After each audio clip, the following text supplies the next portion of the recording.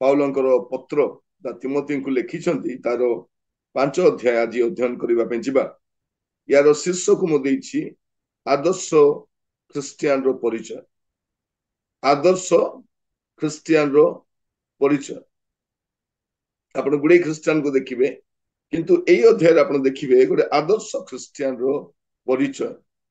ସେ କେମିତି ହେବା ଦରକାର ସେ ସମ୍ପର୍କରେ ସାଧୁ ପାଉଲ ତିମୋଥୀଙ୍କୁ ପରାମର୍ଶ ଦଉଛନ୍ତି। ଏଟା ଗୋଟେ ପରାମର୍ଶ ଯେ ବୃଦ୍ଧ ବ୍ୟକ୍ତି ମାନଙ୍କୁ, ବୃଦ୍ଧା ମାନଙ୍କୁ, ମହିଳା ମାନଙ୍କୁ, ବିଧବା ମାନଙ୍କୁ କି ପ୍ରକାର ବ୍ୟବହାର କରିବା କଥା, ସେମାନେ କିପରି ରହିବା କଥା, ପ୍ରାଚୀନ ମାନଙ୍କୁ ଆମେ କିପରି ସମ୍ମାନ ଦେବା ଦରକାର, ତାପରେ ବ୍ୟକ୍ତିଗତ ପରାମର୍ଶ ମଧ୍ୟ ସେ ଦଉଛନ୍ତି। ଆମମାନେ ଯଦି ପ୍ରଥମ 16 ପଦ ଯଦି ଦେଖିବା, ପ୍ରଥମ 16 ପଦ ସେଇଠି ଆମେ ଜାଣିପାରିବା ଯେ ମଣ୍ଡଳୀର ବ୍ୟକ୍ତି ମାନଙ୍କୁ ଆମେ କିପରି ବ୍ୟବହାର କରିବା ଦରକାର। ପ୍ରଥମ 2 ପଦ ପଢିବା।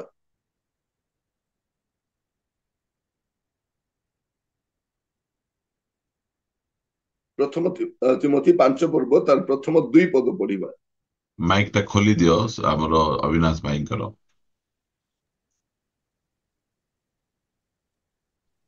ତୁମେ ବୃଦ୍ଧ ବ୍ୟକ୍ତିଙ୍କୁ ତିରସ୍କାର କର ନାହିଁ, କିନ୍ତୁ ତାଙ୍କୁ ପିତୃତୁଲ୍ୟ ଜ୍ଞାନ କରି ବିନୟ କର।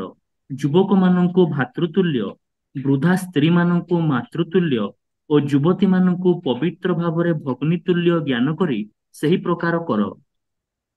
କେତେ ସୁନ୍ଦର ଶିକ୍ଷା ଦେଖନ୍ତୁ। ମାନେ ମଣ୍ଡଳୀରେ ଆମେ କି ପ୍ରକାର ରହିବା ଦରକାର ସେ ସମ୍ପର୍କରେ ମଧ୍ୟ ସେ କହୁଛନ୍ତି। ଆଦର୍ଶ ଖ୍ରୀଷ୍ଟିଆନର ପରିଚୟ କଣ? ବୃଦ୍ଧ ବ୍ୟକ୍ତି ମାନଙ୍କୁ ତିରସ୍କାର କର ନାହିଁ। ତିରସ୍କାର କର।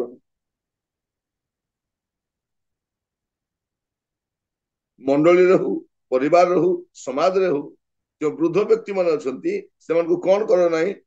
ତିରସ୍କାର କର ନାହିଁ। ଆପଣ ଦେଖିବେ ଏଇ ଦିନ ମାନଙ୍କରେ ଆମ ଦେଶରେ ବୃଦ୍ଧ ଲୋକମାନଙ୍କ ପ୍ରତି ସମ୍ମାନ ନାହିଁ, ପରିବାରରେ ନାହିଁ, ସମାଜରେ ବି ନାହିଁ।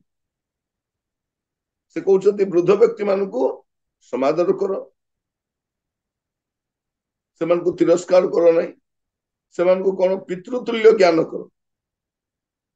ତୁମ ନିଜ ବାପାଙ୍କୁ ଯେମିତି ବ୍ୟବହାର କରୁଛ ଠିକ ସେମିତି। ତାପରେ ଯୁବକ ମାନଙ୍କୁ ଭାତୃତୁଲ୍ୟ।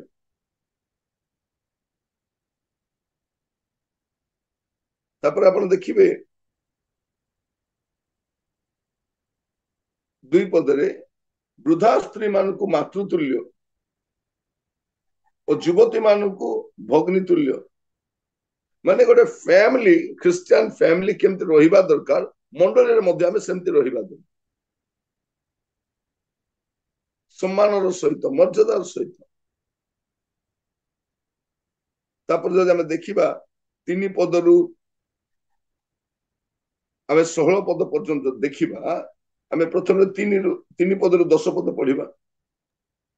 ନିରାଶ୍ରୟ ବିଧବା ମାନଙ୍କୁ ସମାଦାର କର, କିନ୍ତୁ ଯେବେ କୌଣସି ବିଧବାର ପୁତ୍ର କନ୍ୟା ବା ପୌତ୍ର ପୌତ୍ରୀ ଥାଆନ୍ତି, ତେବେ ସେମାନେ ପ୍ରଥମରେ ଆପଣା ପରିବାର ପ୍ରତି ଭକ୍ତି ଦେଖାଇବାକୁ ଓ ପିତାମାତାଙ୍କ ପ୍ରତି ପ୍ରତ୍ୟୁପକାର କରିବାକୁ ଶିକ୍ଷା କରନ୍ତୁ, କାରଣ ଏହା ତ ଈଶ୍ୱରଙ୍କ ଦୃଷ୍ଟିରେ ସୁଗ୍ରାହ୍ୟ ଅଟେ। ଯେଉଁ ବିଧବା ନିରାଶ୍ରୟ ଓ ଅସହାୟ, ସେ ଈଶ୍ୱରଙ୍କ ଉପରେ ଭରସା ରଖି ଦିବାରାତ୍ର ନିବେଦନ ଓ ପ୍ରାର୍ଥନାରେ ପ୍ରବୃତ୍ତ ଥାଏ। କିନ୍ତୁ ଯିଏ ଭୋଗ ବିଳାସରେ ଆସକ୍ତ, ସେ ଜୀବିତ ଥିଲେ ହେଁ ମୃତ। ସେମାନେ ଯେପରି ଅନିନ୍ଦନୀୟ ହୁଅନ୍ତି, ଏଥିପାଇଁ ଏହି ସମସ୍ତ ମଧ୍ୟ ସେମାନଙ୍କୁ ଆଜ୍ଞା ଦିଅ।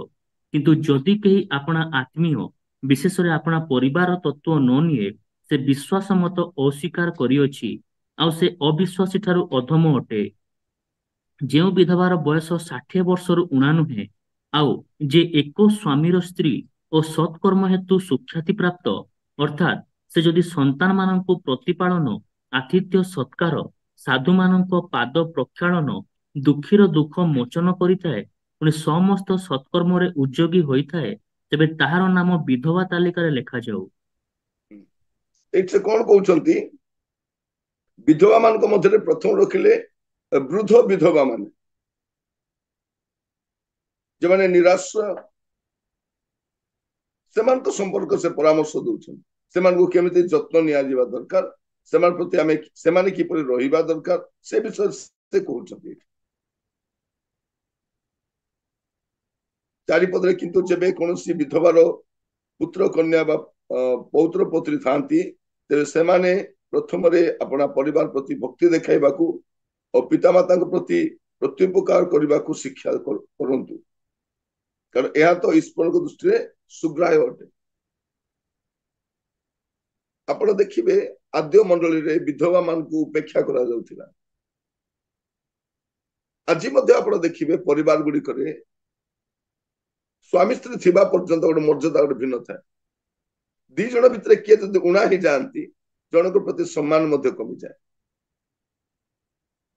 जत्न नेबाटा मध्ये कमी जाए बहुत कम लोक उत्तम भाव में जत्न नियंती जत्न तत्व बहुत कम लोग से कौन कहउछंती जदि कहीं अपना आत्मीय विशेष रे अपना परिवार तत्व न निये से विश्वास मत परित्याग करी अछि से अविश्वासी ठारू मध्य अधम अविश्वासी ठारू मध्य अधम 6 पदरे जे भोग विलास आसक्त से जीवित थिले मृत अनेक लोक भोग विलास रे ही जीवन काटन केवल भल खाइबा भल पिंधिबा पैसा उपार्जन करबा ताकू उड़ेबा ताकू एई चिंता रे केवल निज भितर सीमित थांती अन्य कारे चिंता करंती मंडली रे अनेक विधवा माने अछंती सेमन का में कौन करू डिसेंबर मास रे समस्त ने साड़ी देबे सेमन को ब्लैंकेट देबे आ कौन को दिन विधवा मान को जत्न निया जाउछि किंतु वर्ष सारा सेमन प्रति की प्रकार व्यवहार करा एटा चिंतार विषय तापरे कहा को विधवा तालिका रे पकेइबो 60 वर्ष रु जे केते सुंदर लिखुछन देखंतु जो विधवार बयस 60 वर्ष रु उणा नुहे माने अधिक से केमती ए प्रकार तार जीवन थिबो तेबे ताकू विधवा तालिका रे पकेइबो तापर जदि हम देखिबा 11 पद रु 15 पद किंतु युवती विधवा मानकु अग्राह्य कर कारण सेमाने कामाभिलाष रे आसक्त होई ख्रीष्टଙ୍କ ଠାରୁ विमुख हेले विवाह କରିବାକୁ इच्छा करନ୍ତି सेमाने सेमानकर पूर्व प्रतिज्ञा लंघन करिबारु दंडनीय हुअନ୍ତି आहुरी मध्य सेमाने घर घर बुली आलस्य प्रिय हेबाकु शिखନ୍ତି आ केवल आलस्य प्रिय नुहे मात्र असार गल्प और परचर्चा करी अनुचित कथाबार्ता करନ୍ତି अतएव मोर इच्छा युवती विधवा माने विवाह करंतु संतान प्रसव करंतु गृह कार्य परिचालना करंतु निंदा करिया पे शत्रु को कौनसी सुजोग न दियंतु कारण एबे मध्य केही केही शयतान रो पश्चातवर्ती होई विपथगामी होई अछंती प्रथम रे से वृद्धा विधवा मान को कथा कहिले एबे से युवती विधवा मान को कथा कहउछन जेतु जीवावस्था रहिछंती से विवाह करवा कथा मंद नुह सेटा देखो जदि स्त्री चली जाती हाँ से पुओ को बाहा करने समस्ते गोटे गोटे ठिया जाती समाज मंडली सब बयस कौन अच्छी ताकू कर दियो एते बड़ जीवन केमती बंचिबे कौन करिवे एते चिंता किंतु जतले गोटे झीओटी अपना स्वामी को हराए ना सासू घर ना या घर ना का घर कहीं नहीं जदि से इच्छा प्रकाश भी करते अन्य मान कहते देखो देखो एबे मध्य तार अभ्यास एमती ए प्रकार होची एगुडा को कहिबार आपण सुनिथि कोन से आपण परिवार गठन करि परिबे ना आपण देखिबे अनेक समाज रे माने अनेक को अर्ली मैरिज हो जाए जदि कौन से कारणवश स्वामी चली जाती से विवाह बयस ही से विधवा हो जाता पूरा जीवन आ देखिए जिते बेले मध्य समस्या आसे से स्त्री लोक प्रति आक्षेप करा जाए, समाज प्रति करा जाए नहीं, पुरुष प्रति करा जाए। से का हसी पारिबो नहीं, कोठी मिसी पारिबो नहीं, बसी पारिबो नहीं। हमर मानसिकता एते दुर्बल केमते मु जाने। तेणु से एठी गोटे सुंदर भाव रे परामर्श दउछंती ए युवती विधवा मानक पाए। जदि से माने ठीक रे रहिबे नहीं, से मानक पतन केमती आसीबो 7टी विषय लिखुछंती। आपण देखो 7टी विषय। से ख्रीष्ट कठर विमुख हो, तापर से प्रतिज्ञा लंघन करिवो, से घर घर बुलिबो, से आलस्य प्रिय हबो, असार गल्प परचर्चार मन देबो, असार गल्प तापर परचर्चार मन देबो, तापर शैतान रो पछरे जी। तेणु से माने विवाह करन, विवाह करबा अति उत्तम अटे। किंतु को मंडली ठिया होछि, सासु घर लोक इच्छा करछंती कि नहीं, इच्छा करूना। एपट परिवार भी इच्छा करूना, समाज भी इच्छा करूना। अनेक लोक छाटी पिटी होछंती, किछि ही पारुनी। वयस्क विधवा मान कथा तो ठीक अच्छी, तेणु बयस अतिक्रम हो जाइए, से माने निराश्रय अवस्था भी रोचंती। एबे एठी हमें देखुछु युवती विधवा मान कथा, माने आदर्श ख्रिस्टियान रो परिचय कोन अटे, से गोटे मंडली भितर केमते रहिबा कथा से विषय गुडा लिखुछन। प्रभु अनुग्रह करंतु समाज रे गोटे एई विषय मते गोटे जागरण आसीबा कथा। आमे की प्रकार से मन प्रति जदि युवती विधवा थांती, लोक मान तार फायदा उठाइबा की चेष्टा करंती, तांकर फायदा पाई चिंता करंती, से केमती भल रहिबे से चिंता न था। प्रभु मान को अनुग्रह करन।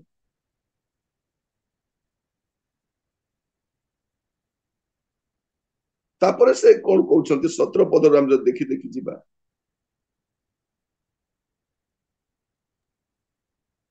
17 पदरु 25 पद पर्यंत जदि हम देखि देखि जिबा, प्रथम रे आमे देखिबा 17 रु 20 टिक देखिबा।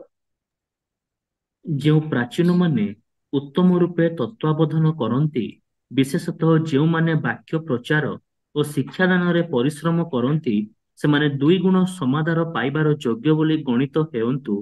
कारण शास्त्र कहे, बेंगला बुलुथुवा बलदर मुहरे तुंडी दियो नहीं, पुणी कार्यकारी आपणा वेतनर योग्य।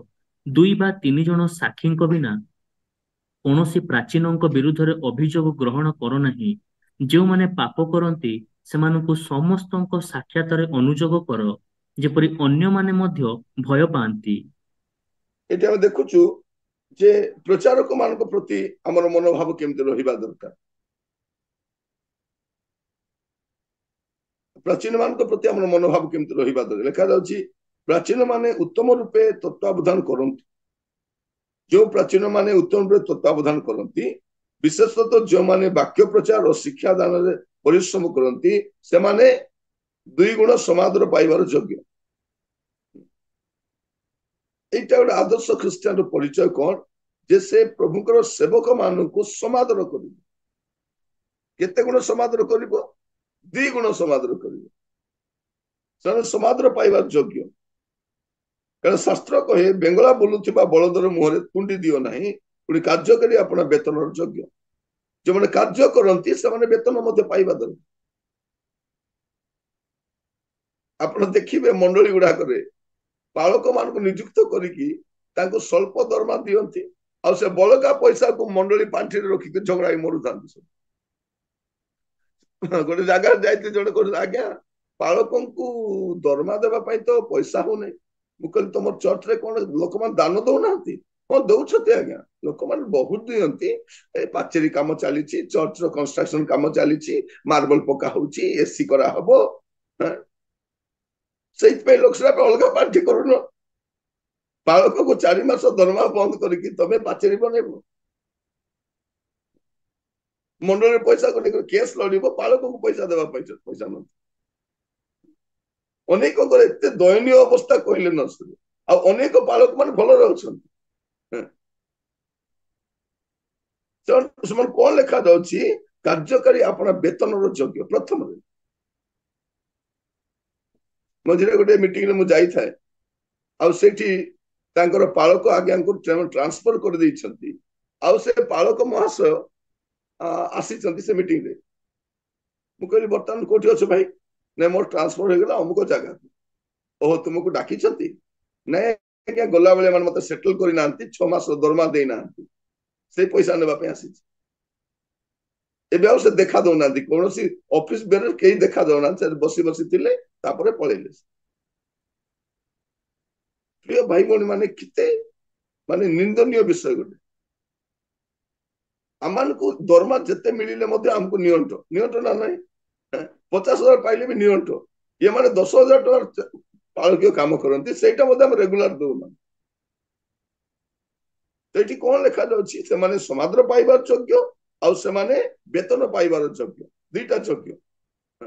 ସମାଦର ବି ପାଇବାର ଅଛି, ବେତନ ବି ସେମାନେ ପାଇବାର ଅଛି। ଆଉ ବିଶେଷ କରି ଅନେକ ଚର୍ଚ୍ଚ ଗୁଡା ଦେଖିବେ, ଏଇଟା ମେନ୍ ଲାଇନ ଚର୍ଚ୍ଚ କଥା, ମେନ୍ ଲାଇନ ଚର୍ଚ୍ଚରେ ସମସ୍ୟା ଗୁଡାକ ହୁଏ। କିନ୍ତୁ ଯୋଉ ଚର୍ଚ୍ଚ ଗୁଡାକ ପାଳକ ମାନଙ୍କ ଦ୍ୱାରା ନିୟନ୍ତ୍ରିତ ହୁଏ, ସେ ପାଳକ ମାନେ କଣ କହୁଛନ୍ତି? ସେମାନେ କହୁଛନ୍ତି ସବୁ 10 ମାସ ଚର୍ଚ୍ଚକୁ ଆଣ, କାରଣ ଆମେ ସେବା କରୁଛୁ। ମଣ୍ଡଳୀ ବାହାରେ ଯେଉଁମାନେ ସେବା କରୁଛନ୍ତି, ଖାଲି ପଚାରୁଛି, ମଣ୍ଡଳୀ ବାହାରେ ଯେଉଁମାନେ ସେବା କରୁଛନ୍ତି, 5 ପ୍ରକାର ସେବକଙ୍କୁ ପ୍ରଭୁ ଦେଇଛନ୍ତି। 5 ପ୍ରକାର ସେବକଙ୍କୁ ପ୍ରଭୁ ଦାନ କରିଛନ୍ତି, ତାରି ମଧ୍ୟରେ ପାଳକ ଜଣେ ଅଟେ। ପ୍ରଚାରକ ଅଛନ୍ତି, ପ୍ରେରିତ ଅଛନ୍ତି, ଭାବବାଦୀ ଅଛନ୍ତି, ଶିକ୍ଷକ ଅଛନ୍ତି। ସେମାନଙ୍କର କଣ ହବ? ପୁରାତନ ନିୟମରେ କେବଳ ଚର୍ଚ୍ଚ ଥିଲା, ଏବେ 5 ପ୍ରକାର ସେବା କାର୍ଯ୍ୟ ଅଛି। ଏମାନେ କେମିତି ଚଳିବେ? ଆମେ କାର୍ଯ୍ୟକାରୀ ସେ ବେତନର ଯୋଗ୍ୟ ଅଟନ୍ତି।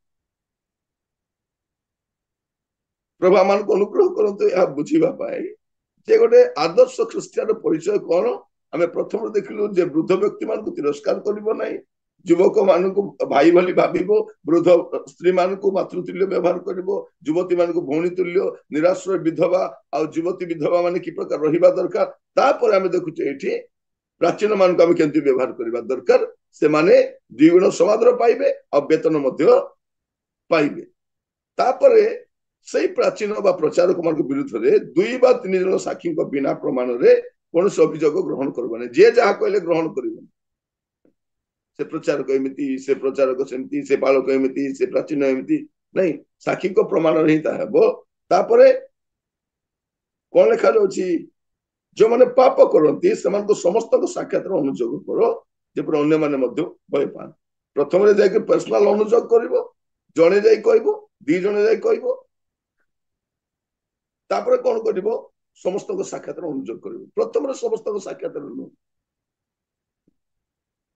ଏବେ ଯୋଉଟେ ଜାଗାରେ କଣ ହେଲା, ତାଙ୍କର ପୁଅକୁ ସେ ବାପା ରାସ୍ତାରେ ପିଟି ଦେଲେ, କହିଲେ ତତେ ରହ ଘରେ ଗଲେ ଦେଖିବି। ସେ କହିଲା ମୁଁ ଘରେ ଆସିବି ନାହିଁ, ତୁ ଆସିବା ବି ଦରକାର ନାହିଁ, ଯା।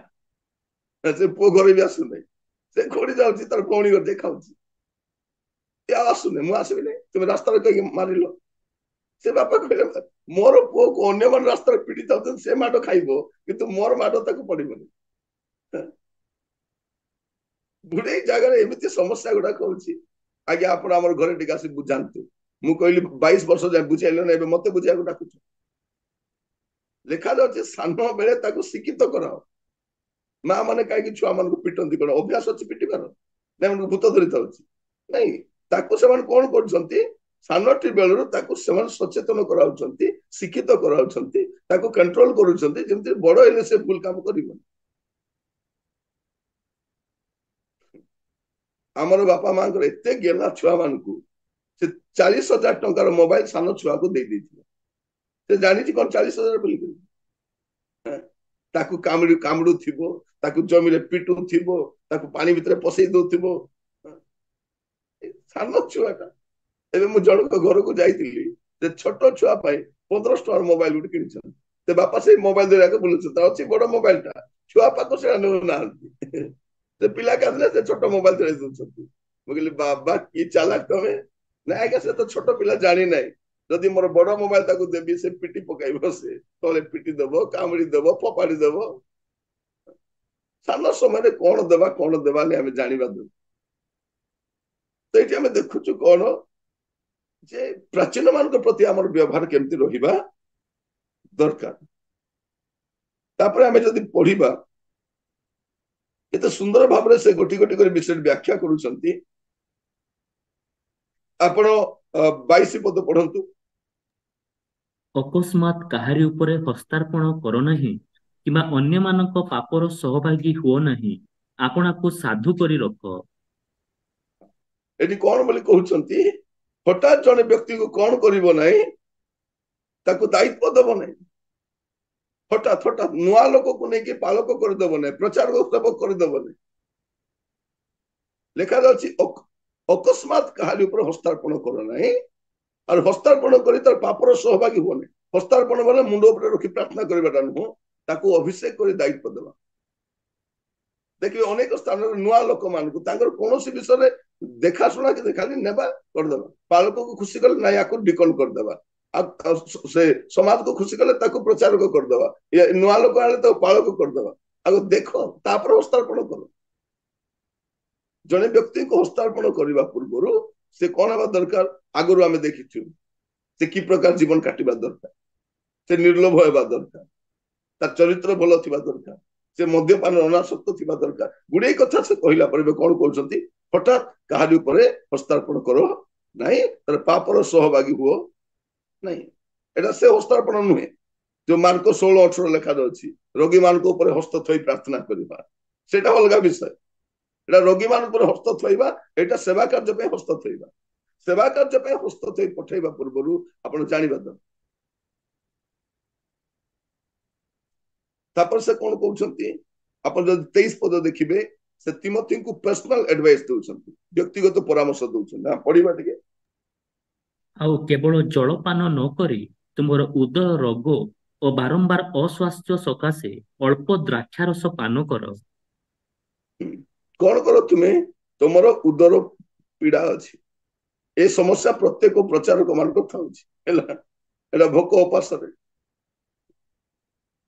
ମୋର ମଝିରେ ପେଟ ଖରାପ ହେଇଥିଲା, ମୁଁ ଯାଇଥିଲି ଡକ୍ଟର ପାଖକୁ। ସେ ମତେ ଦେଖି କଣ କହୁଛି, ଆପଣ ମଦ ପିଅନ୍ତି, ଆପଣ ପୁଡିଆ ଖାଆନ୍ତି? ମତେ ଯିଏ ନେଇକି ଯାଇଥିଲେ, ଆଜ୍ଞା ଇଏ ପ୍ରଭୁଙ୍କ ଦାସ ପାଳକ ଆଜ୍ଞା। ଏଟା ନା ଆମ ପାଳକ ମାନେ ତ ଖାଉଛନ୍ତି, ନାହିଁ ସେମିତି ପାଳକ ନୁହନ୍ତି, ଏଟା ଏ ଖାଉନାହାନ୍ତି ପୁଡିଆ ପୁଡିଆ। ହେଲେ କେମିତି ହେଲା? ଏଟା ରେୟାର କେସ୍ ଏମିତି ହୁଏ, ଆପଣ ତ କିଛି ଖରାପ ଅଭ୍ୟାସ ନାହିଁ।